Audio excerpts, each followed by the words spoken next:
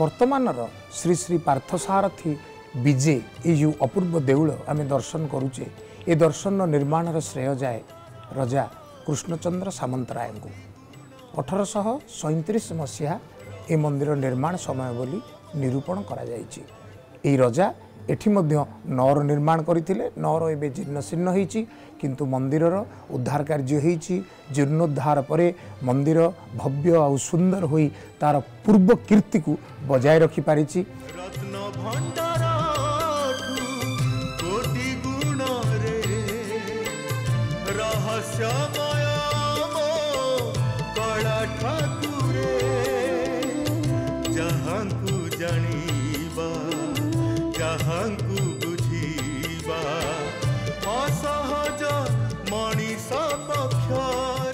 जरड़ागढ़ महाप्रभु पार्थसारथी भव्य दर्शन पाई मन विभु प्रेम विभोर हो गला।